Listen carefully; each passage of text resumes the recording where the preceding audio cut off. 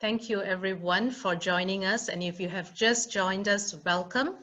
We are at the final day of the English Language Center's third international conference, Extending Higher Education, Learning Beyond the Classroom, Integrating Life and Employability Skills.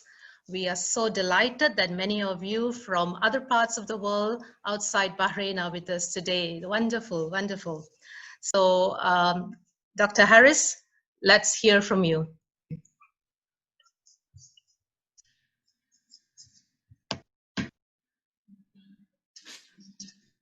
Hello everybody, I'm Harris from Bahrain Training Institute, the Kingdom of Bahrain.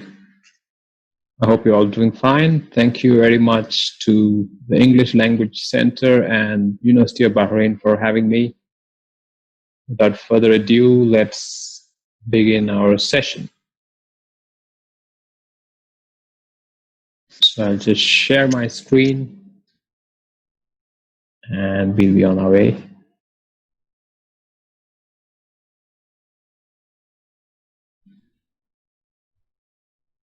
Okay, here we go.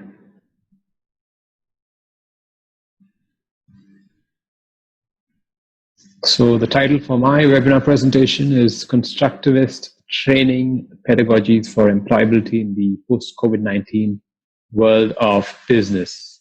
So we'll be looking at what do we as teachers think our goal should be. Is it completing the learning outcomes of our unit, assessing them? Is that the end of the teacher's role? Or is it developing skills for our trainees and students that they can go out into the market and use them, apply them, which supports them in their growth and development? So I want you to reflect on those. This is our session objective, to evaluate strategies where we can effectively blend constructivist approaches to support 21st century skills, developing them in students so that they can succeed in the workplace. And in the process, I hope you will be able to reflect on your own training pedagogies and see where it works. What is the methodology I used? Well, I used a qualitative study using a research method known as hermeneutic phenomenology, which basically means, for those who are not aware, it's about interpreting the lived experiences of people. And in this case, the people here concerned were trainers, teaching staff, and students. I interviewed them, I observed them, and what did I find? The learning styles, for example, something that many trainers assume is very important. The student's learning style, is it auditory, visual, is it kinesthetic? What I found was that what was basically found many times earlier, just debunked many times, which is learning style does not really play a role in supporting learning. You can try various approaches to learning and it still works fine as it is. So to summarize whatever findings I have, I've made a conceptual framework. As you can see here, there are 4 themes that I've developed in this hermeneutic phenomenology method. We'll be looking into those. And I found that these together worked to support trainees' learning as well as develop their skills for the marketplace of the future.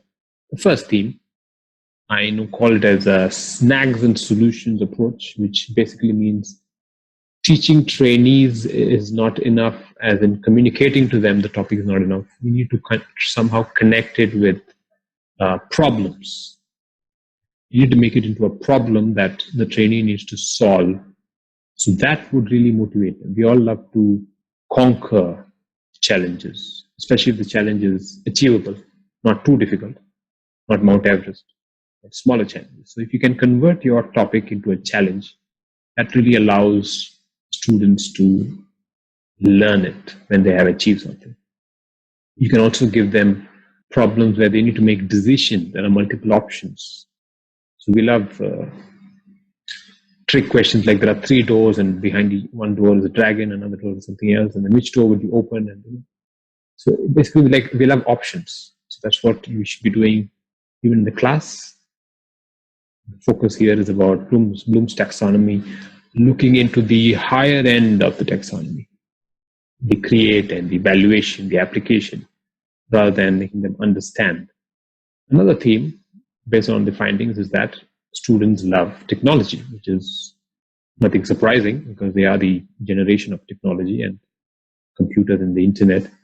So classes where we saw teachers using applications like Kahoot or Pickers or creative quizzes on Microsoft Teams, when Bahrain Training Institute use Teams right now in the current virtual learning atmosphere.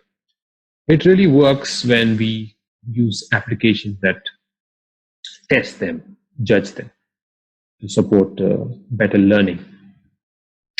Another theme was about connecting with the first theme, which is solving problems, especially if it is based on real life. The cases you give, the situations you give, if it's connected to the real industry, real companies, real problems, that motivates students much more than if it's simply created scenarios. So this would also apply in the way we design our courses, especially universities and education centers that have the autonomy to design their own programs. We would need to connect our units, our program structures, our program learning outcomes with what is required in the industry. We need industry experts, we need program advisory committees to work together so that the program is more relevant to the current market scenario. It should not be based on textbooks, which, okay, we got this beautiful textbook, it has all the content, let's teach this and allow trainees to pass. That would not really support them in matching the requirement of the workplace. And the last theme here is practice perfection, which really means you can divide your session into a series of activities where you begin with something like an icebreaker, which is what I started with, asking you about Donald Trump, where you can begin activities to gauge the learning. How much does the trainee already know about this topic? Do we need to explain the basics, or can we go forward to the more details of the concept? You can also have activities to teach itself rather than having lectures. The activity itself will allow the trainee to learn. So that may be one way of allowing students to gain knowledge. And you can have activities to measure their learning, which means you've completed the topic. Now you need to know how well do they know it. So you can have activities across. Now the question is, you want to conduct activities, you want to make it practical, you want to make it industry-based. So how do we apply this? How can we structure this so that we can use it in the classroom? Well, that's where the real challenge comes. So first of all, I call it the step 1, 2, 3 approach to make it a simplified approach. So step 1 would be, first of all, identifying what skills do you think the student requires to develop? That's the actual question. What are the skills they really need? So the 4 basic skills that all students require today are known as the 4 C's of the 21st century learning. This was developed and found by an institute known as the Partnership of 21st Century Skills, based in the US, which works with education institutions. So these 4 skills would be something that you would need to look at, where you connect them to your classes. Communication, for example, you keep asking trainees to present, to discuss, where you make them confident. You allow them to work in teams, especially the activities we discussed. So they may have conflicts, debates, they need to collaborate together. So that is where you're actually supporting their development rather than just looking at the learning outcome itself. You're trying to connect those learning outcomes with the development of these 21st century skills. You give them problems, which means you need them to critically analyze them. They need to research and find out what's going on in the topic. You're making them evaluate, solve the problems. and which is again related to solving them in new ways, finding new solutions. So in a class, you may give them an issue, and then different students will come up with different solutions. They're especially good for theoretical units or engineering-based units. Step 2 would be, okay, so I want my students to develop a particular set of skills. So then what's my role as a teacher, the trainer? So we can play various roles. So you can see, you can play the role of an expert, a guide, a facilitator. So what does that mean?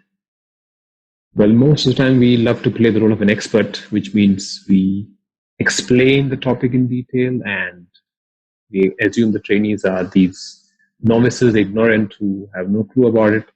So that's one way of going about it, especially in case of complicated new topics. But there are other two ways as well, where you can be a guide and you show them the road and they pick up the pieces themselves, where you show them bits and pieces of the information, or you give them a problem to be solved, and then you support them when they are moving ahead with that. You fill in the missing blanks. I'll get into these points in detail. You can also play the role of a facilitator, where you allow the students to learn by themselves independently, especially mature students who are doing master's degree courses. So you don't need the whole semester to be filled with you teaching and their learning. You can divide the topics, some of them which they learn themselves, and they come back and teach the team. So that's the role of a facilitator. For example, engineering people may go to particular websites or YouTube videos and ask students to learn what's going on in that and come back and present to the class. So these things make it interesting as well as relevant to the current times. Step 3, connecting with the previous step. Okay, you can support the students in different ways. You can conduct activities. But what else can you do? How do you make it right? How do you make it effective? Well, whenever you give an activity, whenever you want students to do something, you should be sure that the task is pretty much clear and it is very motivating. Another mistake we make as teachers, we keep giving similar tasks. Where there's a case, the trainee has to answer it. There's a problem, the trainee has to solve it. And when it gets repetitive, then the student loses interest. So it's our challenge to make every topic motivating and interesting as well. That's where the challenge lies. You can also play the role of scaffolding, where we keep away some piece of information, just like the Volkswagen example in one of the previous slides, where the company was found to be corrupt and trying to cheat the European agencies in terms of how much pollution their cars cause. So you may not give all that information. You may say they did something corrupt, find out what it is and how you would have solved it if you are in the organization. You can also give constant feedback so that the trainee knows what they are doing right and what they're doing wrong. So they know which direction they're going. You will keep encouraging them, making them think critically, working in groups together. These are all things that you can do. There's another popular set of pedagogy systems known as Bruner's 5E knowledge lens, which basically is about 5 ways you can connect with the students. You can engage them, especially when it's a new topic. The only idea here is to ignite the trainee's interest. For example, I started with something about Donald Trump, and some of you must still be wondering, how is that related to this topic? Well, I was engaging you. I was trying to discuss something that ignites your focus. And in the end, how is it connected? It was about Mr. Trump's knowledge and skills. Did he have the right communication skills to get the support of this? Where you don't explain the topic, they have to learn themselves. And then they come back to you. Third stage is you can really explain the topic, especially when it's very complicated and student doesn't understand the topic. You can go more further, which is elaboration stage, where you go into all the details that students cannot learn themselves. You really make them research. You totally guide them, especially for higher end learning. And last stage is you keep evaluating them, monitoring them, finding out how well they understand what's going on, how well they're able to apply it and use it. And that's where the assessments come into play. And to conclude whatever we discussed, basically these are all known as constructivist pedagogies. What do you mean by constructivism? It basically means allowing students to create their own knowledge. That's constructivism. So, for example, Bahrain Polytechnic is an institute that uses PBL, problem-based learning. So that means they try to connect all their units and programs to solving problems so that students learn it as this is the problem and this, how do I find a solution? We can go for case-based learning where we give particular cases during the classes, scenarios, news articles, YouTube videos, and find, okay, this is the problem. How would you have solved it? How should it have been solved in connection to the topic? Or you can have inquiry-based learning where the student, you keep asking students questions one after the other, and they are supposed to think, analyze, and get back to you with answers. So that was a quick summary of what I did. Of course, if we had more time, we could have explained in more detail. If you have any queries, you can always get back to me. You can see my email address and my WhatsApp number. It's been a pleasure. I once again thank the English Language Center and University of Bahrain for giving me this opportunity. And I bid you farewell. Thank you very much.